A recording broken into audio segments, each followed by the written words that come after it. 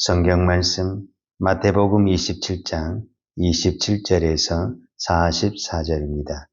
이에 총독의 군병들이 예수를 데리고 관정 안으로 들어가서 온 군대를 그에게로 모으고 그의 옷을 벗기고 홍포를 입히며 가시관을 엮어 그 머리에 씌우고 갈대를 그 오른손에 들리고 그 앞에서 무릎을 꿇고 희롱하여 이르되 유대인의 왕이여 평안할지어다며 그에게 침 뱉고 갈대를 빼앗아 그의 머리를 치더라. 희롱을 다한 후 홍포를 벗기고 도로 그 옷을 입혀 십자가에 못 박으려고 끌고 나가니라. 나가다가 시몬이란 구레네 사람을 만나매 그에게 예수의 십자가를 억지로 지어가게 하였더라. 골고다 즉 해골의 곳이라는 곳에 이르러 쓸개탄 포도주를 예수께 주어 마시게 하려 하였더니 예수께서 맛보시고 마시고자 하지 아니하시더라. 그들이 예수를 십자가에 못 박은 후에 그 옷을 제비 뽑아 나누고 거기 앉아 지키더라. 그 머리에 이는 유대인의 왕 예수라 쓴 죄패를 붙였더라. 이때 예수와 함께 강도 둘이 십자가에 못 박히니 하나는 우편에 하나는 좌편에 있더라. 지나가는 자들은 자기 머리를 흔들며 예수를 모욕하여 이르되 성전을 헐고 사흘에 짓는 자여, 내가 만일 하나님의 아들이거든 자기를 구원하고 십자가에서 내려오라 하며 그와 같이 대제사장들도 서기관들과 장로들과 함께 희롱하여 이르되 그가 남은 구원하였으되 자기는 구원할 수 없도다. 그가 이스라엘 왕이로다. 지금 십자가에서 내려올죄다. 그리하면 우리가 믿겠노라. 그가 하나님을 신뢰하니 하나님이 원하시면 이제 그를 구원하실지라. 그의 말이 나는 하나님의 아들이라 하였도다 하며 함께 십자가에 못 박힌 강도들도 이와 같이 욕하더라. 아멘. 자, 오늘 마태복음 27장에서 예수님이 인간이 당할 수 있는 모든 수치와 모욕과 십자가를 지는 모습을 우리가 방금 성경을 통해서 읽었습니다. 그래서 오늘은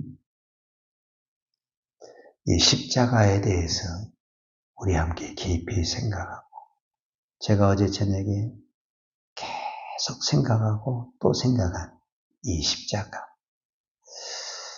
우리는 찬송가도 십자가, 기도도 십자가, 믿음도 십자가 이야기를 하지만 사실 우리는 십자가와 거리가 멀게 살아가고 있을 때가 많습니다. 그래서 오늘은 누가 십자가를 질 수 있는가? 십자가는 어떻게 져야 하는가? 왜 꼭 십자가만을 져야 하는가? 라는 부분에 대해서 우리가 잠깐 말씀을 살펴보도록 하겠습니다. 예수님의 12명의 제자가 있습니다. 이 12명의 제자들 중에서 장담을 하며 큰 소리치며 내가 꼭 주님의 그 십자가를 제가 지겠습니다. 이렇게 고백한 사람이 베드로입니다. 그러나 그는 십자가를 막상 지려고 할 때 도망가 버렸고 부인해 버렸습니다. 그러니까 내가 십자가를 지겠습니다. 내가 십자가를 지겠습니다. 이렇게 한다고 해서 십자가가 지어진 것이 아니라는 겁니다. 즉 하나님이 우리의 믿음을, 하나님이 우리에게 은혜를 주지 않으면 우리는 십자가를 질 수 없고 감당할 수 없다라는 겁니다. 이분이 분명히 메시아인 것을 알아요. 그래서 내가 그것을 대신해 주고 싶어도 안 되는 게 있어요. 이제 저는 두 번째 사람을 누구로 생각을 하냐면 빌라도 총독으로 생각을 합니다.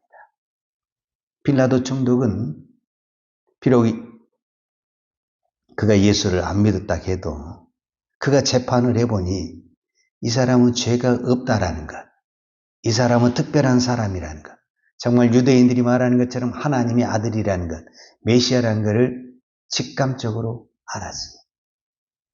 이런 안다고 해서 내가 그 십자가를 감당할 수 있느냐?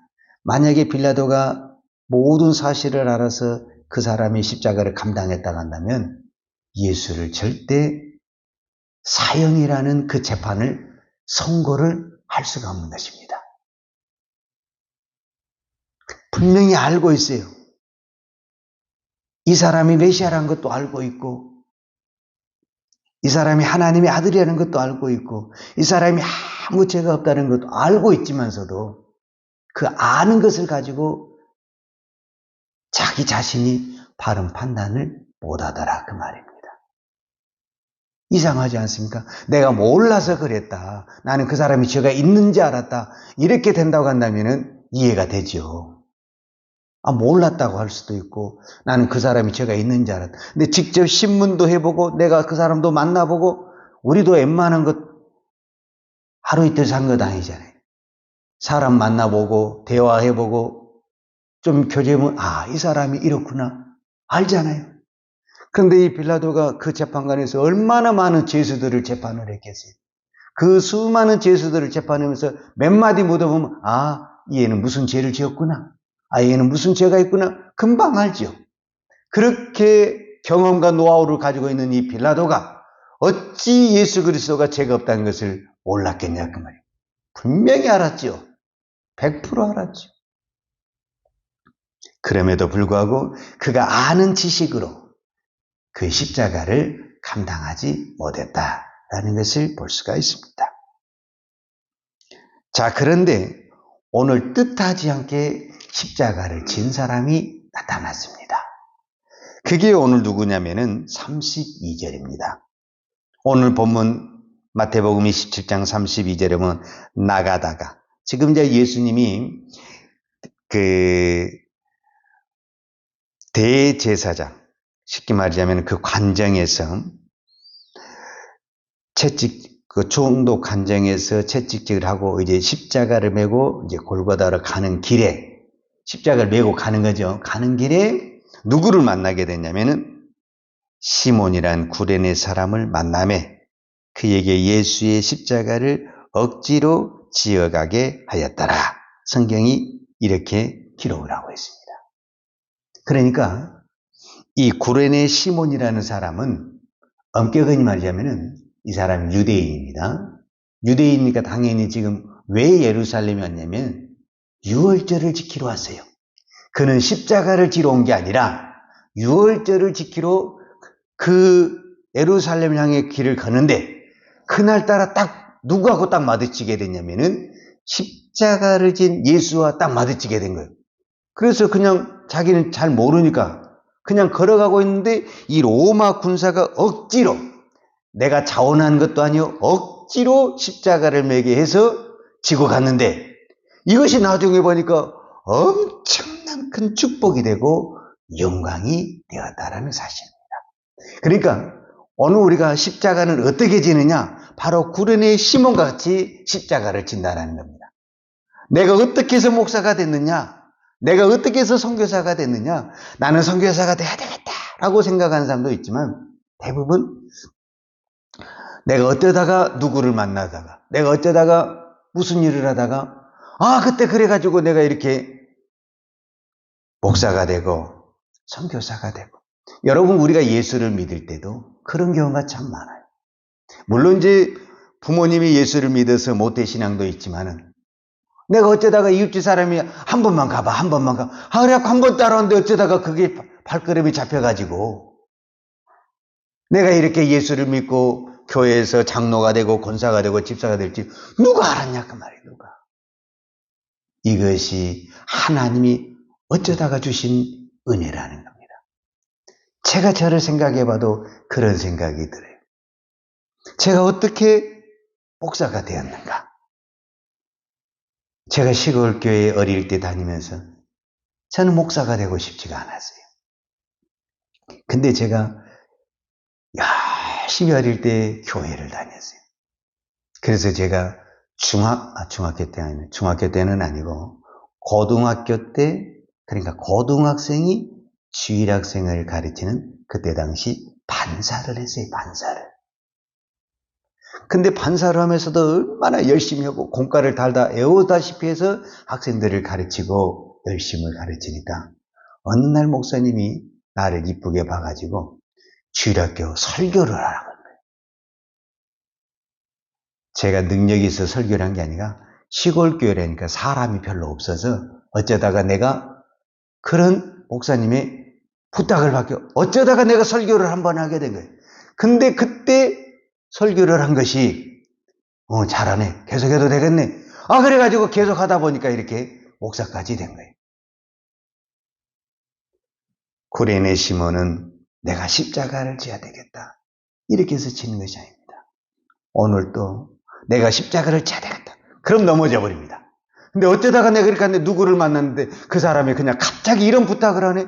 너무 힘든 것이지만 내가 하다 보니까 내가 그것을 감당하게 되고 그것을 받아들이게 되는 그런 현상이 나타나게 되는 것입니다. 그럼 왜 우리는 꼭 이렇게 십자가를 져야 되느냐? 예수님이 마태복음 26장에 아주 중요한 이야기를 해요.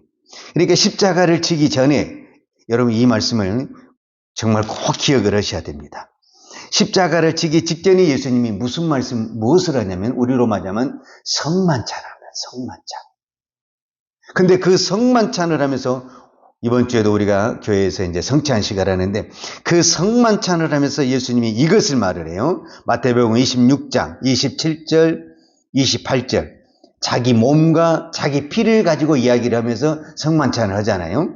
자기만 자 26절 마태복음 26장 26절부터 제가 읽어드리겠어요. 그들이 먹을 때에 예수께서 떡을 가지사 축복하시고 떼어 제자들에게 주시며 이르시되 받아서 먹으라. 이것은 내 몸이니라 하시고. 그러니까 예수님이 떡을 떼시면서 이걸 뭐라고 말냐면은 그냥 떡이다 이렇게 말을 하지 않냐고 내 몸이다 이렇게 말을 해요. 그 다음에 27절에 또 잔을 가지사 감사기도 하시고 그들에게 주시며 이르시되 너희가 다 이것을 마시라.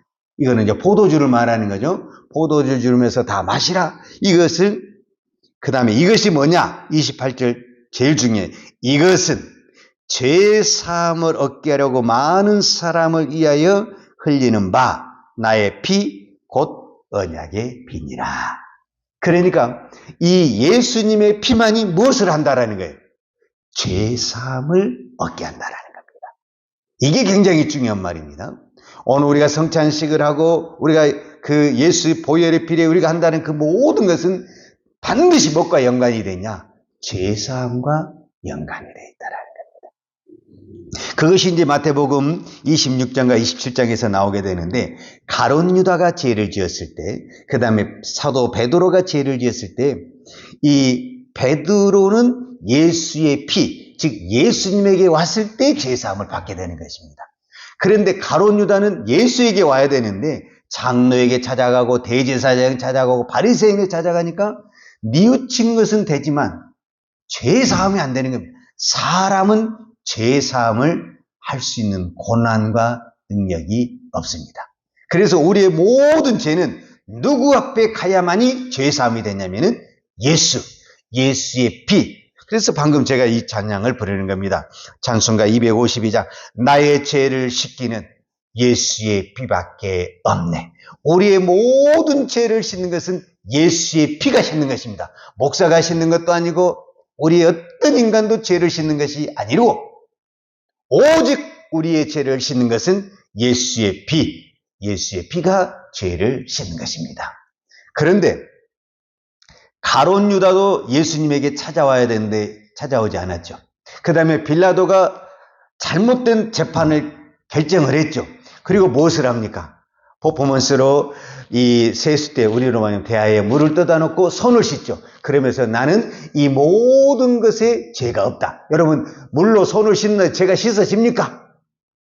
예수의 피로 씻어야 이 죄가 씻어지지 물로 손을 씻는다고 해서 죄가 씻어집니까? 그렇기 때문에 빌라도의 죄는 절대로 안 지어집니다. 여러분 빌라도의 이름을 2000년 동안 교회가 부르면서 빌라도에게 십자가에 못 박혀 죽으사 이것을 매 예배 시간마다 고백을 하고 있지 않습니까? 그 말은 무슨 말입니까? 빌라도의 죄는 안 씻어졌다라는 것을 증명하고 사도신경에서 증명을 하고 있지 않습니까? 사도신경에서. 왜 죄가 안 씻은, 빌라도가 그 죄를 씻으려면 예수 피에 와야 된다라는 겁니다. 가룟 유다가 죄를 씻으려면 예수 피로 와야 된다라는 겁니다. 베드로가 왜 회개가 됐느냐? 예수 피 앞에, 예수 앞에 왔기 때문에 그렇습니다. 오늘 저와 여러분이 지금 어디 앞에 왔느냐? 교회 앞에 온 것이 아니라 예수 피 앞에 왔습니다. 예수 앞에 왔습니다. 그래서 오늘 여러분들이 어떤 죄가 있을지라도 예수 피에 우리의 죄를 고백할 때 우리의 모든 죄는 속량되고 하나님 앞에 위대하게 쓰임받는 하나님의 종, 하나님의 자녀들이 될 줄로 믿습니다. 기도하겠습니다. 하나님 아버지 감사합니다. 나 같은 죄인을 살리기 위해서 독생자 예수 그리스도를 이 땅에 보내시고 이 세상에서 가장 무겁고 또 비참하고 최악의 형벌인 이 십자가를 통해서 그 십자가에서 흘리는 그 보혈의 피를 통해서 우리의 모든 죄를 속량하시고 하나님의 자녀 우리를 구원해 주시고 우리를 축복해 주시니 감사합니다. 하나님, 오늘 우리가 어떤 환경 속에서도 예수의 십자가를 붙들고 그 십자가에 흘리신 그 보혈의 피를 의지하여 오늘 또 믿음으로 하나님 앞에 나왔습니다. 우리의 모든 허물과 죄를 그 주님이 십자가에서 흘리신 예수의 피로 다 써주시고 우리를 하나님의 거룩한 백성으로 축복하여 주셔서 하나님의 나라에 하나님의 교회에 귀하게 쓰임받는 하나님의 종들로 축복하여 주옵소서. 오늘도 우리가 믿음으로 기도합니다. 하나님, 우리는 감히 하나님 앞에 나올 수 없는 죄인인데 이 십자가의 은혜로 이 보혈의 피로 주님 앞에 나왔습니다. 우리의 허물과 모든 죄는 다 보혈의 피로 덮어주시고 이 시간도 이제 보혈의 피로 깨끗함을 하는 주의 백성들이 부르짖고 간구하는 기도를 들어주시고 은혜 베풀어 주시고 응답하여 주시고 축복하여 주옵소서. 특별히 이 고난의 주간을 맞이하여 우리가 다시 한번 이 십자가의 보혈의 피를 묵상하게 하시고 오늘 또 우리가 그 십자가를 감당하며 믿음의 길을 걸어가기를 원합니다. 그러나 이것은 내 힘으로 가는 것이 아니라 하나님의 은혜가 아니고는 우리가 십자가를 감당할 수가 없습니다. 오늘 또 우리가 어떤 환경 속에서 어떻게 십자가가 우리 앞에 눈앞에 나타날지 모르지만 그 순간 주님이 나에게 주신 십자가로 믿고 믿음으로 감당할 수 있는 그 은혜를 허락하여 주옵소서. 오늘 또 하나님 앞에 믿음으로 귀한 예물 드리는 손길을 축복해 주시고 우리가 그 십자가의 은혜를 생각하면서 달마다 평생 감사하며 사는 우리의 믿음이 되게 하여 주옵소서. 예수님의 이름으로 기도하였습니다. 아멘. 요한은 내게 복을 주시고 너를 지키시기를 원하며 요한은 그 얼굴을 내게 비추사 은혜 베푸시기를 원하며 요한은 그 얼굴을 내게로 향하여 드사 평강 주시기를 원하노라. 이제는 우리를 위하여 십자가에서 보혈의 피를 흘리신 우리 주 예수 그리스도의 은혜와 독생자를 보내주신 아버지 하나님의 그 크신 사랑과 성령님의 풍성한 은혜가 오늘도 오직 나를 위해 십자가를 지신 예수를 바라보며 십자가를 감당하며 십자가를 지기로 원하는 사랑하는 주의 종들 머리머리 예와 이 나라의 민족과 한국 교회 위에 온 열방에 이 십자가의 복음, 생명의 복음을 증거하는 선교사님들 위에와 사랑하는 주의 자녀들 머리 위에 이제로부터 영원토록 함께 있을지어다. 아멘.